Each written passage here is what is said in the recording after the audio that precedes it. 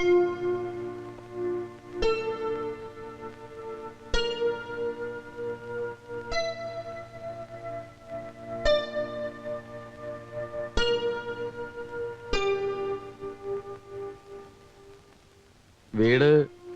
അച്ഛൻ ചേട്ടന്റെ പേരിലാണല്ലോ എഴുതി വെച്ചത്. എന്റെ പേരിൽ പ്രസ്സുള്ളപ്പോ ഞാൻ ഈ ബോംബെയിലും ഡൽഹിയിലും ഒന്നും പോയി അലയേണ്ട കാര്യമില്ല. ഇനി പ്രസിന്റെ കാര്യങ്ങളോർത്ത് ചേട്ടൻ ബുദ്ധിമുട്ടണ്ട.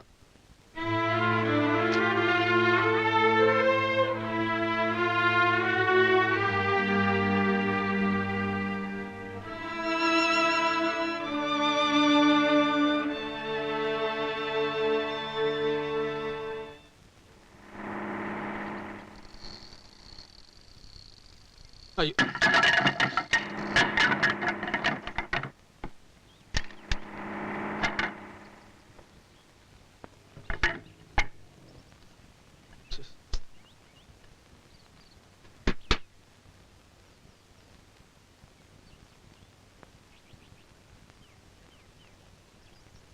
സിസ്റ്റർ, ഒരു കഷ്ണം കയറി കിട്ടോ?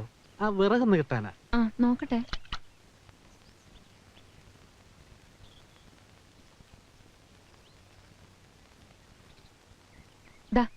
ഇത് മതിയോ? ധാരാളം. ഹസ്ബൻഡ് ഇല്ലേ? പ്രസി പോയിരിക്കുക. ഞങ്ങളിതാ തൊട്ടപ്പുറത്തെ വീട്ടിലാ. എന്റെ പേര് വിനോദ് കുമാർ ആലപ്പി. ഞാൻ കണ്ടിട്ടുണ്ട്. ഓ, അരി കഴുകി വെച്ചപ്പോഴാ വിറക് തീർന്ന് ശ്രദ്ധിച്ചത്. ബാച്ചിലേഴ്സ് ലൈഫ് വലിയ പാട് തന്നെ. വരട്ടെ പെങ്ങളെ.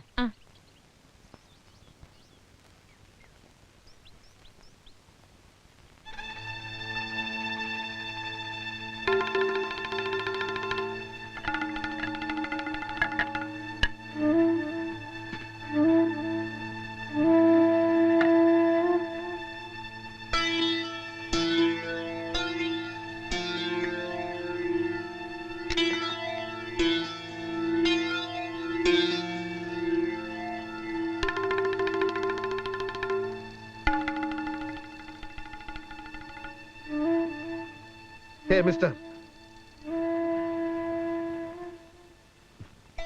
താനെന്തിനാ എന്റെ വീട്ടിൽ കയറിയത്?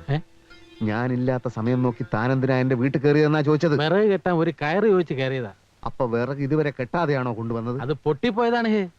എന്റെ വീടിന്റെ ഗേറ്റിൽ വെച്ച് തന്നെ കറക്റ്റായിട്ട് കയറ് പൊട്ടി അല്ലേ? ആ പൊട്ടി. അല്ലാതെ മനഃപൂർവ്വം ഒരു കാരണമുണ്ടാക്കി താൻ വീട്ടിൽ കയറിയതല്ല. ഇയാൾ എവിടുത്തെ ആരണടാ? ഞാൻ ഇവിടുത്തുകാരൻ തന്നെടാ. താൻ കയറ് പൊട്ടിക്കുന്നവനാണെന്നും വേലി ചാടുന്നവനാണെന്നും എനിക്ക് നേരത്തെ അറിയാമടാ. വേലി ചാടാൻ തന്റെ വീട്ടിലെന്താ നിധി ഇരിക്കുന്നോ?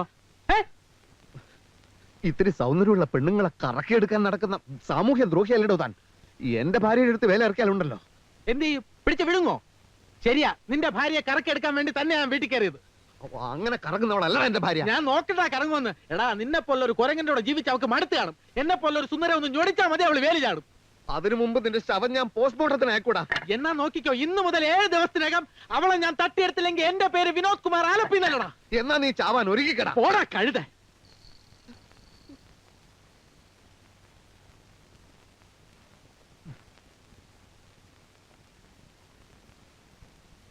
സാർ, എനിക്ക് ഭയങ്കരമായ ഒരു കംപ്ലൈന്റ് ഉണ്ട് സാർ. വിനോദ് കുമാർ ആലപ്പി എന്നൊരു ഭീകരൻ എന്റെ വീട് ആക്രമിക്കാൻ പോകുന്നു. അവൻ എന്റെ ഭാര്യയെ തട്ടിക്കൊണ്ടുപോകുമെന്ന് ഭീഷണി മുഴക്കിയിരിക്കുന്നു. അവനെ ഇപ്പൊ തന്നെ അറസ്റ്റ് ചെയ്യണം സാർ. ഭാര്യയെ തട്ടിക്കൊണ്ട് പോയിട്ടില്ലല്ലോ. ഏത് നിമിഷത്തിലും അത് സംഭവിച്ചേക്കാം സാർ. അവൻ എന്നേക്കാൾ വെളുത്തിട്ടാണ്, നല്ല ഉയരവുമുണ്ട്. നിങ്ങളുടെ ഭാര്യയും അയാളും തമ്മിൽ സ്ത്രീ അബലയല്ലേ സാർ?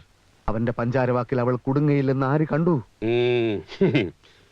പോലീസ് ഇടപെടണമെങ്കിൽ സംഭവം എന്തെങ്കിലും നടക്കണം. അവൻ തന്റെ ഭാര്യയെ തട്ടിക്കൊണ്ടു പോയി കഴിഞ്ഞാൽ ഇവിടെ ഒരു കംപ്ലൈന്റ് വരൂ. അപ്പൊ ഞങ്ങൾ ആലോചിച്ച് വേണ്ട പോലെ തീരുമാനം എടുക്കാം. സാർ, ചത്ത കുട്ടിയുടെ ജാതകം നോക്കുന്ന കാര്യമാണ് സാർ പറയുന്നത്. ഭാര്യയെ തട്ടിക്കൊണ്ടു പോയി കഴിഞ്ഞിട്ട് പിന്നെ എന്ത് കംപ്ലൈന്റ് ആണ് സാർ? എന്താ തന്റെ പേര്? തളത്തിൽ ദിനേശൻ. മോനെ ദിനേശ, ആ ഭീകരൻ തന്റെ ഭാര്യയെ തട്ടിക്കൊണ്ടുപോകാൻ വീട്ടിൽ കയറി വരുമല്ലോ. അപ്പൊ വല്ല തെങ്ങിലും പിടിച്ച് കെട്ടിയിട്, എന്നിട്ട് നേരെ അങ്ങോട്ട് വാ. ഒരു തെളിവില്ലാതെ ആക്ഷൻ എടുക്കാൻ ഞങ്ങൾക്ക് പറ്റില്ല കുഞ്ഞെ. അങ്ങനെ പറയരുത് സാർ. ഞാൻ കൈക്കൂലി തരാൻ തയ്യാറാണ്. എന്താണ് തന്റെ വിചാരം? പോലീസുകാര് കൈക്കൂലി വാങ്ങാനോ? എടോ എനിക്ക് പറ്റിങ്ങി അവനെ കൈയോടെ പിടിച്ചോണ്ട് പാടോ.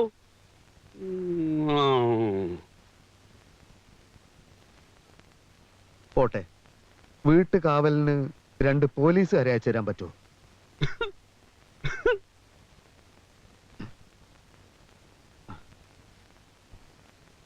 ശോഭയും കാവൽ പോലീസും വേണ്ട സാർ, അത് ശരിയാവില്ല.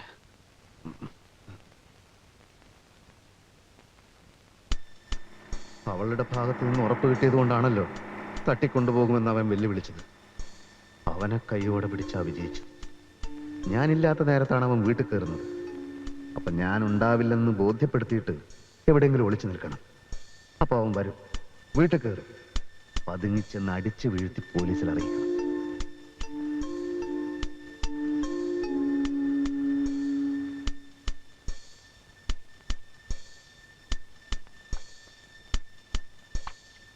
ശോഭേ, ദിനേശേട്ടാ എപ്പോ വന്നു? ശോഭേ, 2 ദിവസത്തേക്ക് നീ ഈ വീട്ടിൽ തനിച്ചായിരിക്കും. തനിച്ചോ? ഞാനോ?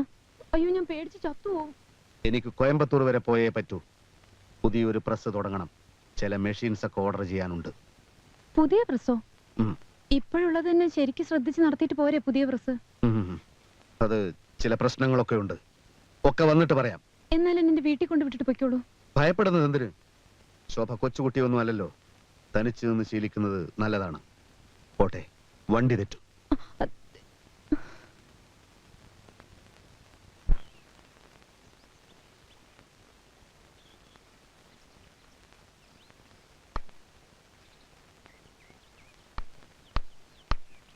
ആ ചേട്ടാ, എന്താ?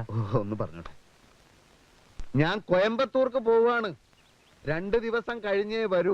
അതിന് ഈ 2 ദിവസവും എന്റെ ഭാര്യ വീട്ടിൽ തനിച്ചായിരിക്കും. ഒന്ന് ശ്രദ്ധിച്ചേക്കണേ. ഞാൻ 2 ദിവസം കഴിഞ്ഞേ വരൂ. കോയമ്പത്തൂർക്ക് പോവാണ്. അതിന് ഞാനെന്ത് വേണം? അല്ല, കോയമ്പത്തൂർക്ക് പോവാണ്. അതുകൊണ്ടാ കോയമ്പത്തൂർ. കോയമ്പത്തൂർ.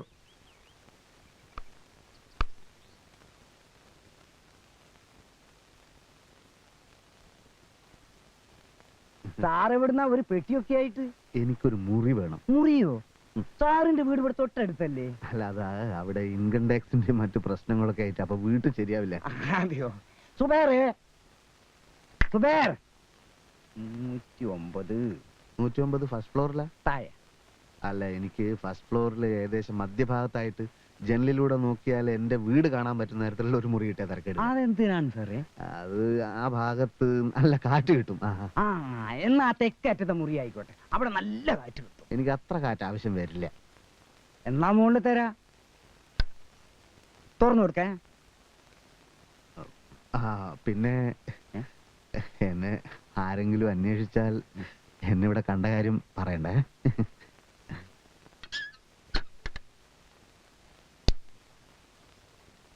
സാറിന് കുടിക്കാൻ വല്ലതും വേണോ? ഒന്നും പറയാറായിട്ടില്ല.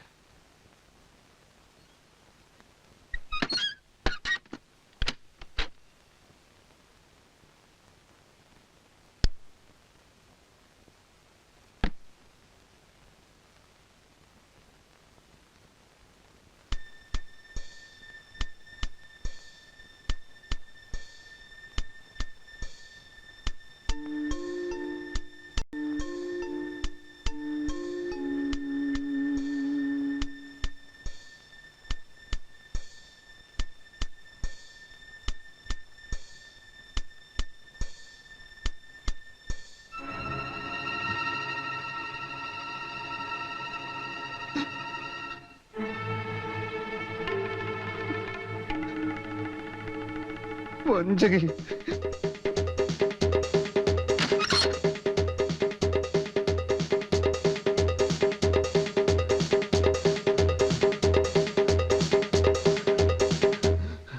ഒരൊലക്ക കിട്ടുമോ? ഒലക്കയോ? ആ, ഒലക്ക ഉണ്ടാവില്ല കേട്ടോ. ഒരല് മതിയോ?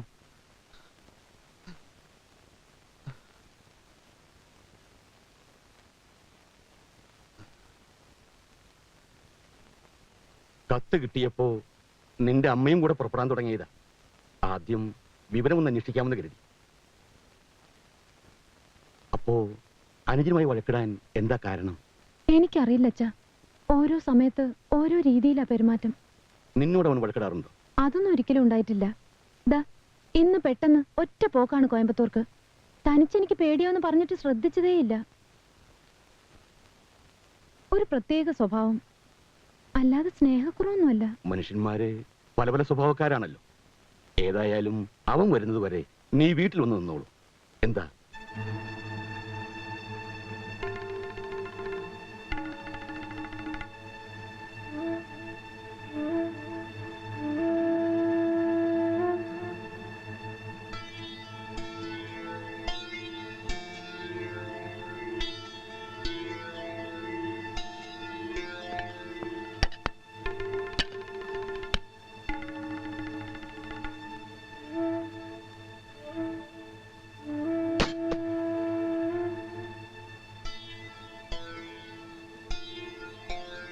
അല്ലെങ്കിൽ ദിനേശേട്ടൻ വരുന്നവരെ ഇവിടെ താമസിക്കാലോ? അതാ നല്ലത്. അല്ലേ വേണ്ട, ഞാൻ കൂടെ വരാം. എങ്കിലിപ്പോ തന്നെ പോവാം. ആ നീ കൊണ്ടുപോവല്ലടാ. അച്ഛനോ? എന്താ തലയ്ക്ക് ഭ്രാന്ത് പിടിച്ചോ?